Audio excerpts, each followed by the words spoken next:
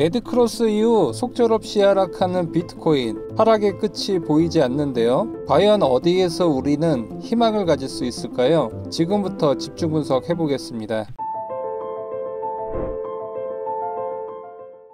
안녕하세요, 비트봄입니다. 오늘의 방송 순서는 먼저 지난 영상 복기를 해보고, 두 번째는 비트코인 전망을 해보겠습니다. 지난 영상을 올렸을 때는 비트코인 가격이 87K였습니다. 하락 추세의 상단선에 위치해 있고 1차로 84K, 2차로 76K의 하락을 예상했습니다. 그리고 현재 방송을 했던 이 87K에서 81K까지 하락을 한 상황이고, 말씀드렸던 84K는 이미 깨졌고 이제 남은 것은 피보나치 0인 76K이고, 여기까지 하락 이후 반등할 모습을 예상해 볼 수 있습니다. 하지만 여기서 최악의 경우는 여기 전저점을 이탈한 모습을 보여줬다가 다시 상승하는 모습도 예상을 해볼 수 있는데요. 만약에 여기까지 하락을 할 경우 개인 투자자들은 본격 하락을 예상해 볼 수 있고, 여기서 대부분은 비트코인 물량을 던질 수 있고, 이 물량을 받은 세력이 다시 가격을 올릴 수 있습니다. 이렇게 보는 이유는 하락세 기형 패턴 상단에서 다시 하락세 기형 패턴 하단까지 하락을 할 수 있는데, 이 하단이 이전 전저점이었던 76K보다 더 낮은 75K 선이기 때문입니다.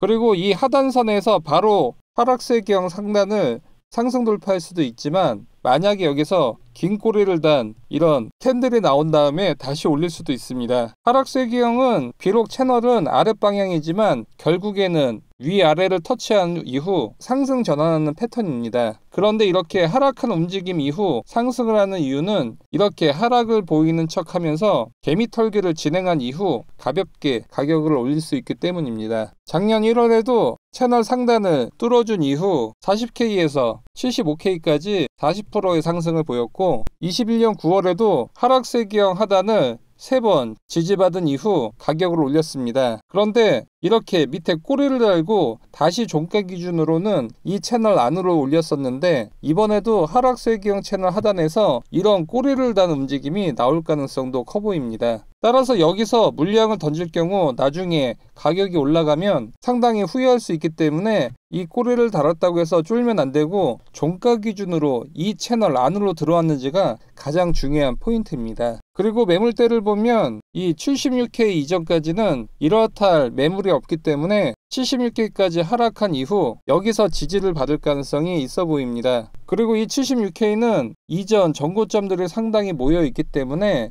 이때는 저항으로 작용했고, 현재는 강력한 지지로 작용할 가능성이 커 보입니다. 따라서 현재는 숏포지션 관점을 갖고 있고, 76K에서 지지를 확인한 다음에는 롱포지션 스위칭 관점을 갖고 있습니다. 하락 후 상승을 보는 결정적인 이유는 여러 번 강조를 드렸던 이 글로벌 유동성 지표입니다. 이 지표는 비트코인 가격보다 77을 선행하는 지표로 비트코인의 미래의 움직임을 예측해 볼 수 있습니다. 글로벌 유동성이 증가하면 이 돈들은 각 투자 자산으로 유입이 되기 때문에 가격은 상승할 수밖에 없는데요. 비트코인은 글로벌 유동성과 상관관계가 83.2%로 다른 투자 자산들 대비해서 가장 상관관계가 높은 투자 자산입니다. 글로벌 유동성 지수를 77을 뒤로 한 모습인데, 언뜻 봐도 비트코인과 상당히 흡사하게 움직임을 보이고 있습니다. 특히 현재 구간에서 글로벌 유동성 지수는 2번의 저점을 그려준 이후 다시 전고점까지 돌파를 했고, 현재 비트코인은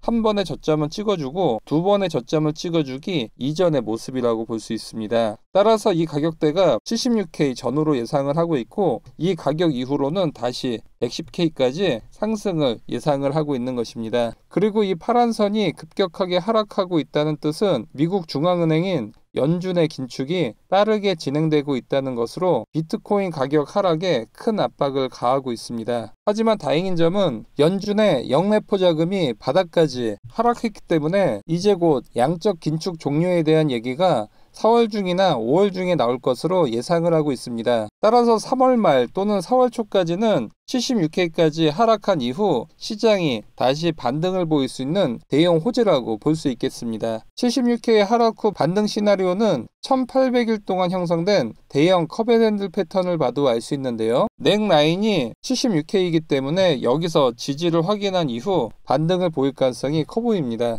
그리고 현재 비트코인 가격에 가장 큰 악영향을 미쳤던 요소는 바로 미국 주식시장이라고 볼 수 있겠는데요. 나스닥이 현재 전저점을 이탈했기 때문에 지지라인이 없고 추가 하락이 나올 가능성이 커 보입니다. 다만 76K 선까지 하락을 한다면 RSI가 30 이하 과매도 영역까지 하락을 하면서 점차 저가 매수세의 유입을 예상해 볼 수 있습니다. 그리고 비트코인 4시간 봉상 피보나치와 볼린저 밴드를 합친 피보밴드 하단선 또한 76K입니다. 따라서 이 하단까지 하락한 이후 반등을 보일 가능성이 커 보입니다. 4시간 봉상 피보밴드 하단까지 비트코인이 떨어진 적은 작년 9월이었는데 이렇게 피보밴드 하단까지 떨어지면 캔들의 색이 노란색으로 변하고 이때는 강력한 매수 시그널로 여기고 있습니다. 그리고 이 이후 비트코인 가격은 피보밴드 중상단까지 상승을 보였죠. 그리고 작년 7월에도 피보밴드 하단을 3번 터치한 이후 피보밴드 상단까지 상승을 보였습니다. 이 피보밴드는 제가 피보나치와